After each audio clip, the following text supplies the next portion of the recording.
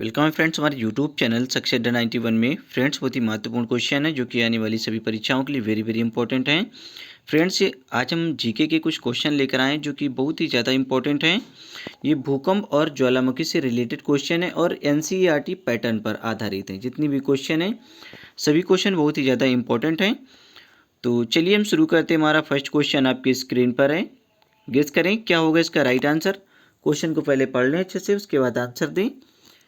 पृथ्वी तल के नीचे के पिघले हुए चट्टान को क्या कहा जाता है? पृथ्वी तल के नीचे के पिघले हुए चट्टान को क्या कहा जाता है? बताएं क्या होगा इसका राइट आंसर। गेस करें। ऑप्शन आपके स्क्रीन पर है। देखिए सिंपल क्वेश्चन है और सभी पूछे गए क्वेश्चन है प्रीवियस ईयर में। तो बताएं क्या होगा इसका राइट आंसर। तो देखिए यहाँ पे पिघले हुए जो चट्टान को क्या कहा जाता है? पृथ्वी तल के जो नीचे पिघली हुई चट्टान होती है उसे क्या कहा जाता है? तो ऑप्शन डी यहाँ पे आपका राइट होगा, मैग्मा कहा जाता है उसे। ऑप्शन डी आपका राइट होगा। अब यहाँ पर आप एक्सप्लेन देख लें। पृथ्वी के आंतरिक भाग में पिघले हुए पदार्थ को मैग्मा कहा जाता है। ज्वालामुखी उद्गार के दौरान मैग्मा धरातल पर आने के बाद, ज्वालामुखी उद्गार के दौरान मैग्मा जो होता है वो धरातल पर आने के बाद लावा कहलाता है। बेसाल्ट चट्टानों का निर्माण लावा के जमने के परिणाम स्वरूप हुआ है।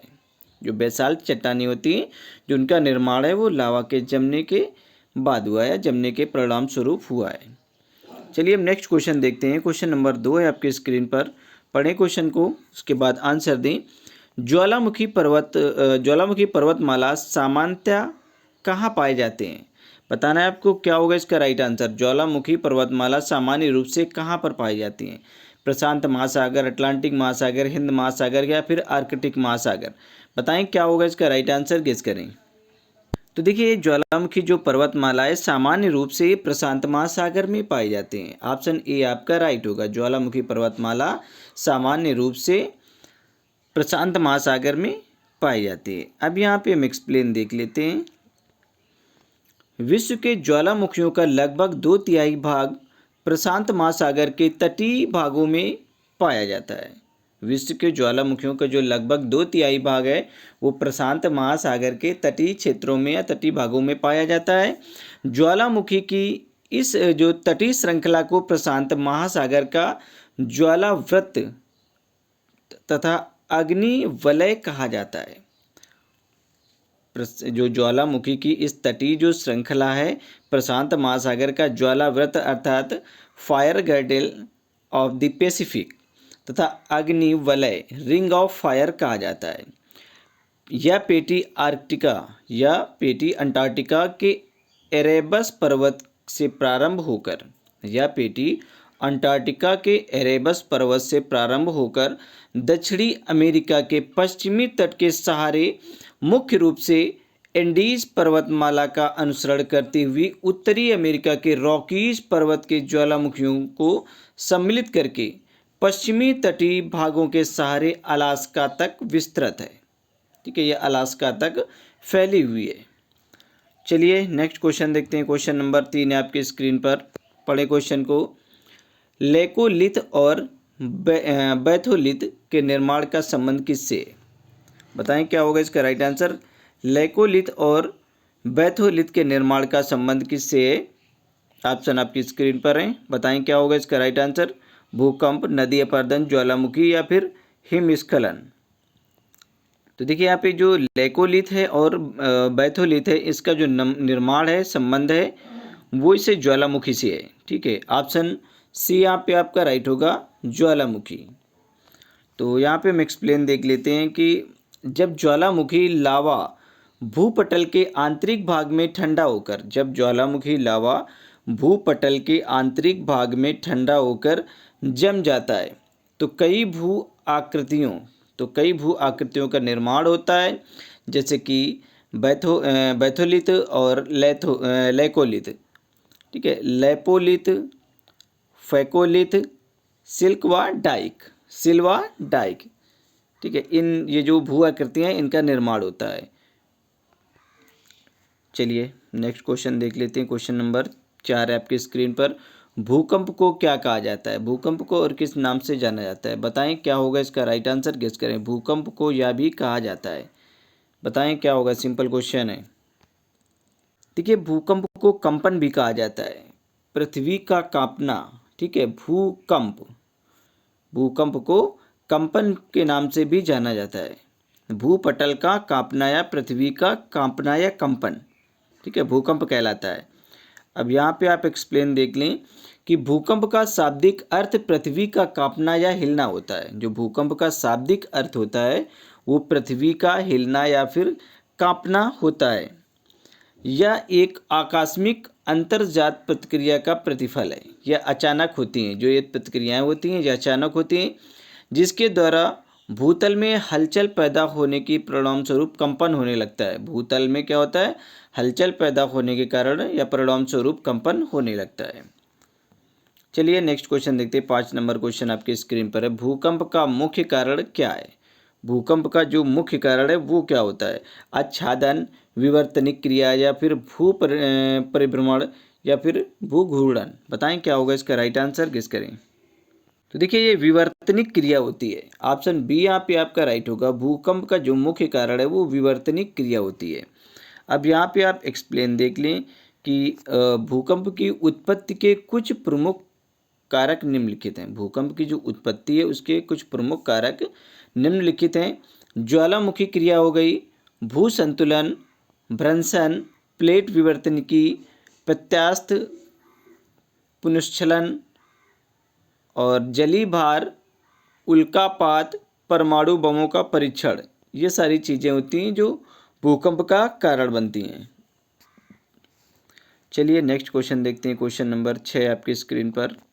पढ़ें क्वेश्चन को।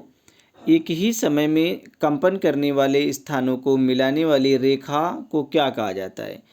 एक ही समय में कंपन करने वाले जो स्थान होते हैं उनको मिलाने वाली जो रेखाएं होती हैं उसे क्या कहा जाता है?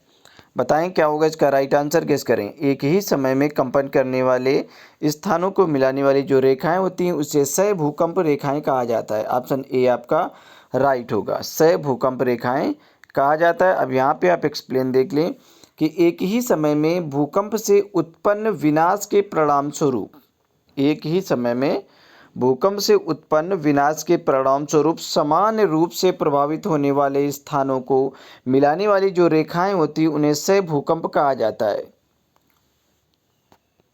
जिसे होमोसिस्मल लाइन कहा जाता है, होमोसिस्मल लाइन कहा जाता है। जो आपका सह भूकंप है इसे होमोसिस्मल लाइन कहा जाता है। चलिए नेक्स्ट क्वेश्चन देखते हैं। 7 नंबर क्वेश्चन। बताएं क्या होगा इसका राइट आंसर, गेस करें। 7 नंबर क्वेश्चन को पढ़ें।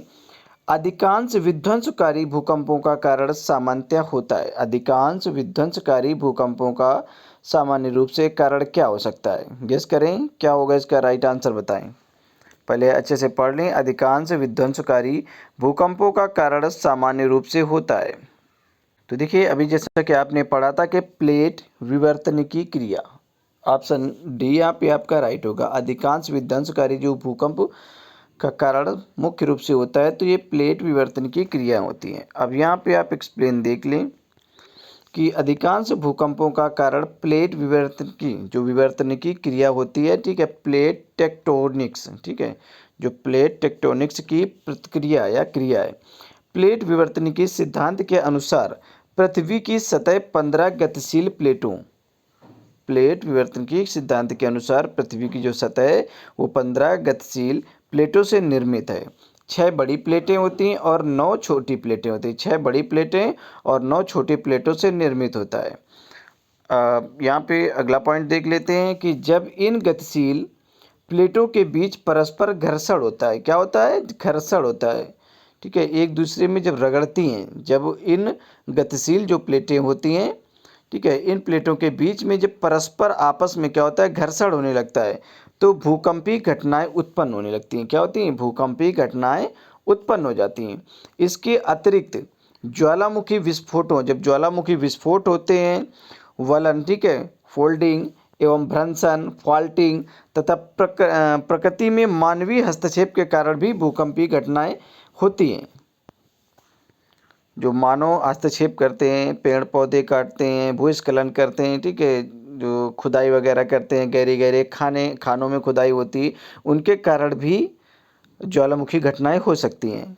जैसे कि परमाणु परीक्षण हो गए, जब परमाणु परीक्षण किए जाते हैं तब भी भूकंपीय घटनाएं होने की संभावना बढ़ जाती है। तो चलिए नेक्स्ट क्वेश्चन 8 नंबर क्वेश्चन है, पढ़े क्वेश्चन को। सुनामी तरंगे किससे उत्पन्न होती हैं? आपको बताना है क्या होगा इसका राइट आंसर। सुनामी तरंगे किससे उत्पन्न होती हैं? बताएं क्या होगा इसका राइट आंसर, गेस करें। सुनामी तरंगे, तो देखिए समुद्र के नीचे भूकंप वगैरह आते हैं तब सुनामी तरंगे उत्पन्न होती हैं। ऑप्शन ए यहाँ पे आपका राइट होगा, समुद्र के नीचे भूकंप। सुनामी का मतलब क्या होता है कि समुद्र के नीचे भूकंप, ठीक है, समुद्र के नीचे पृथ्वी का कांपना, ठीक है, अगर तभी तो सुनामी आती हैं। तो यहाँ पे आप एक्सप्लेन देख लें कि सुनामी केवल एक सागरी तरंग ही नहीं होती है। जो सुनामी होती है वो केवल सागर में आने वाली तरंगें नहीं होती, सागरी तरंग ही नहीं होती, बल्कि यह सागरी तरंगों की एक सतत श्रृंखला होती है। इस सागरी तरंगों की क्या होती है? एक सतत श्रृंखला होती है जो महासागरी नितल अथवा उसके नीचे भूगर्भिक संचलनों अर्थात भूकंप, भूस्खलन अथवा ज्वालामुखी उद्गार जैसी घटनाओं के कारण पैदा होती है। सुनामी में जल की गति संपूर्ण गहराई तक होती है। जो सुनामी होती है उसमें जो जल की गति होती है संपूर्ण गहराई तक होती है। जैसे ही जल तरंगे आगे बढ़ते हुए, जैसे ही जो जल तरंगे हैं वो आगे बढ़ते हुए स्थल की ओर पहुंचती हैं तो इनकी ऊंचाई में असामान्य वृद्धि हो जाती है। इनकी ऊंचाई में क्या होती है? असामान्य वृद्धि हो जाती है और यह सुनामी जैसी आपदा का रूप ले लेती हैं, और यह सुनामी जैसी आपदा का रूप ग्रहण कर लेती हैं। चलिए नेक्स्ट क्वेश्चन देखते हैं। क्वेश्चन नंबर 9 आपकी स्क्रीन पर है, पढ़ें क्वेश्चन को, उसके बाद आंसर दें। सिंपल क्वेश्चन है, पढ़ें क्वेश्चन को। 9 नंबर क्वेश्चन है, निम्नलिखित में से कौन सा ज्वालामुखी मेक्सिको में स्थित है? देखिए अगर आपने कभी पढ़ा होगा भूगोल वगैरह तो आपको पता होगा कि कौन सा ज्वालामुखी है जो मेक्सिको में स्थित है। देखिए जो कोलिमा ज्वालामुखी है ये मेक्सिको में स्थित है, कोलिमा ज्वालामुखी मेक्सिको में स्थित है। अब यहाँ पे आप एक्सप्लेन देख लें कि कोलिमा ज्वालामुखी, जो कोलिमा वोल्केनो है ज्वालामुखी, ये मेक्सिको में स्थित सक्रिय ज्वालामुखी है, ठीक है, ये एक्टिव वोल्केनो है, सक्रिय ज्वालामुखी है। इसको वोल्केनो ऑफ फायर भी कहा जाता है, फायर के नाम से भी जाना जाता है, इसे वोल्केनो ऑफ फायर भी कहा जाता है, ठीक है। कोलिमा ज्वालामुखी मेक्सिको में स्थित है, ये कैसा है? एक्टिव ज्वालामुखी है। अब 10 नंबर देख लें क्वेश्चन। ज्वालामुखी के कीप के आकार के मुख को क्या कहा जाता है? जो ज्वालामुखी में कीप की तरह जिसका आकार होता है उसे क्या कहा जाता है? अब आपको बताना है, सिंपल क्वेश्चन है। ज्वालामुखी के कीप के आकार के मुख को क्या कहा जाता है? देखिए ये क्रेटर कहा जाता है। सिंपल क्वेश्चन है, ऑप्शन सी यहाँ पे आपका राइट होगा, क्रेटर कहा जाता है। ज्वालामुखी के कीप के आकार के मुख को क्रेटर कहा जाता है। अब यहाँ पे आप एक्सप्लेन देख लें कि ज्वालामुखी के छिद्र के ऊपर स्थित गर्त को क्रेटर या ज्वालामुखी का मुख कहा जाता है। ज्वालामुखी के छिद्र के ऊपर स्थित गर्त को क्रेटर या ज्वालामुखी का मुख कहते हैं, जो प्रायः कीपाकार या कीप के आकार का होता है। इनका ढाल शंकु के आकृति का भी होता है। इनका जो ढाल है वो शंकु के आकार का भी होता है। उदाहरण के लिए सिंडर शंकु के अंदर निर्मित क्रेटर का ढाल 25 अंश से 30 अंश के बीच होता है। जैसे जैसे शंकु का विस्तार होता है उसके क्रेटर का आकार भी बढ़ता है। जैसे जैसे शंकु का आकार होता है उसके क्रेटर का आकार भी बढ़ने लगता है। चलिए अब नेक्स्ट क्वेश्चन देखते हैं। 11 नंबर क्वेश्चन आपके स्क्रीन पर है। भूकंप के परिणाम को मापने के यंत्र को क्या कहा जाता है? देखिए सभी को पता होगा, बहुत बार पूछा जाता है, ये मेडिकल में और नॉन मेडिकल दोनों में पूछा जाता है कि भूकंप के मापने का जो यंत्र है उसे क्या कहा जाता है। तो देखिए यहाँ पे ऑप्शन डी आपका राइट होगा, सिस्मोग्राफ। भूकंप के परिणाम को मापने का जो यंत्र होता है उसे सिस्मोग्राफ कहा जाता है। अब यहाँ पे आप एक्सप्लेन देख लें। वह यंत्र जिसकी सहायता से भूकंपी तरंगों की तीव्रता या परिणाम का मापन किया जाता है उसे भूकंप लेखी या फिर सिस्मोग्राफ कहा जाता है। भूकंप लेखी या फिर सिस्मोग्राफ कहा जाता है। इसके 3 स्केल होते हैं। अब यहाँ पे देख लीजिए, रॉसी फेरल स्केल, यह क्या मापता है? 1 से 11 तक मापता है। और मर्केली स्केल ये 1 से 12 तक मापन करता है। और रिक्टर स्केल जो है 0 से 9 तक मापन करता है। इसके 3 स्केल होते हैं।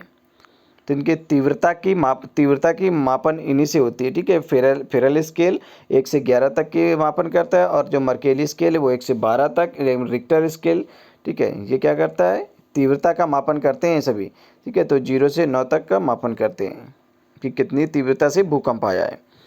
तो चलिए यहाँ पे हम क्वेश्चन नंबर 12 है आपकी स्क्रीन पर। पढ़ें क्वेश्चन को, उसके बाद आंसर दें। सर्वाधिक सक्रिय ज्वालामुखी कहाँ पाए जाते हैं? देखिए सिंपल क्वेश्चन है। सर्वाधिक सक्रिय ज्वालामुखी की बात की गई। सर्वाधिक सक्रिय जो ज्वालामुखी हैं वो कहाँ पाए जाते हैं, आपको बताना है। क्या होगा इसका राइट आंसर, गेस करें। देखिए हवाई द्वीप में पाए जाते हैं। सबसे ज़्यादा जो सक्रिय ज्वालामुखी है वो हवाई में पाए जाते हैं। ऑप्शन ए आपका राइट होगा। अब यहाँ पे आप एक्सप्लेन देख लें कि विश्व में सबसे अधिक सक्रिय ज्वालामुखी प्रशांत महासागर के हवाई द्वीप में पाए जाते हैं। प्रशांत महासागर के हवाई द्वीप में पाए जाते हैं जो सबसे ज़्यादा अधिक सक्रिय ज्वालामुखी होते हैं, वल्केनो होते हैं। हाल ही में किलायू ज्वालामुखी या किलायू वल्केनो में विस्फोट हुआ जो हवाई द्वीप में स्थित है। चलिए नेक्स्ट क्वेश्चन देखते हैं। क्वेश्चन नंबर 13 है आपकी स्क्रीन पर। पढ़ें क्वेश्चन को। भूकंप केंद्र के नीचे का बिंदु क्या है? भूकंप केंद्र के नीचे के बिंदु को क्या कहा जाता है? मुख कहा जाता है, अपकेंद्र कहा जाता है, उपकेंद्र या फिर फोकस, क्या कहा जाता है? आपको बताना है। भूकंप केंद्र के नीचे का बिंदु क्या है? देखिए भूकंप केंद्र के नीचे का जो बिंदु होता है उसे फोकस कहा जाता है, ठीक है। ऑप्शन डी यहाँ पे आपका राइट होगा। अब यहाँ पे आप एक्सप्लेन देख लें कि पृथ्वी के आंतरिक भाग में वह स्थान भूपर्पटी के नीचे जहाँ से कंपन आरंभ होता है, अर्थात भूकंप की उत्पत्ति होती है, उसे भूकंप का उद्गम केंद्र या भूकंप मूल कहा जाता है, ठीक है। भूकंप मूल अर्थात फोकस कहा जाता है। जिस स्थान पर भूकंपी तरंगों का अनुभव सबसे पहले किया जाता है उसे अधिकेंद्र कहा जाता है, एपिसेंटर कहा जाता है, ठीक है। जिस स्थान पर भूकंपी जो तरंगें होती हैं उनका सबसे पहले अगर अनुभव किया जाए तो उसे अधिकेंद्र अर्थात एपिसेंटर कहा जाता है। और यहाँ पे जो आपका भूकंपन, ठीक है, भूकंप जो मूल कहा जा रहा है कि भूकंप की उत्पत्ति उसे भूकंप का उद्गम केंद्र या फिर भूकंप मूल कहा जाता है, उसे फोकस कहा जाता है। पृथ्वी के आंतरिक भाग में वह स्थान भूपर्पटी के नीचे जहाँ से भूकंप आरंभ होता है, ठीक है, जो आरंभिक पॉइंट होता है, आरंभिक स्थान होता है जहाँ से उद्गम होता है, उसे फोकस कहा जाता है। चलिए नेक्स्ट क्वेश्चन है, 14 नंबर क्वेश्चन आपकी स्क्रीन पर है। पढ़े क्वेश्चन को। निम्नलिखित में से रिक्टर स्केल का उपयोग किसे मापने के लिए किया जाता है? रिक्टर स्केल क्या मापता है? देखिए हवा की आर्द्रता, वायु का वेग, भूकंप के परिणाम या फिर आपका तरल का घनत्व। भूकंप क्या मापता है? जो आपका रिक्टर स्केल है वो भूकंप का परिणाम मापता है, ठीक है। ऑप्शन सी यहाँ पे आपका राइट होगा। रिक्टर स्केल भूकंप का परिणाम मापने का काम करता है। अब यहाँ पे आप देख लें एक्सप्लेन, जैसे अभी आपने पढ़ा था 0 से 9 तक, ठीक है। भूकंप के परिणाम अर्थात तीव्रता को रिक्टर पैमाने पर मापा जाता है, ठीक है, रिक्टर स्केल पर मापा जाता है। इस पैमाने का आविष्कार प्रसिद्ध भूकंपवेत्ता चार्ल्स एफ रिक्टर ने किया था, इस वजह से इसे रिक्टर स्केल भी कहा जाता है इनके। और इसका मानक जो था वो 0 से 9 तक था, ठीक है। जो रिक्टर स्केल है वो 0 से 9 तक का परिणाम मापता है कि कितनी 0 से अगर 9 तक तीव्रता से अगर भूकंप आया तो 0 से 9 तक की तीव्रता का मापन करता है। अगर इससे अधिक आया है तो मैंने अभी आपको बताया था कि कौन से मापन काम में आते हैं। तथा प्रत्येक आगे की संख्या अपनी पूर्ववर्ती संख्या से 10 गुना अधिक परिणाम को दर्शाती है। चलिए नेक्स्ट क्वेश्चन है फ्रेंड्स, ये हमारा लास्ट क्वेश्चन है 15 नंबर। पढ़ें क्वेश्चन को।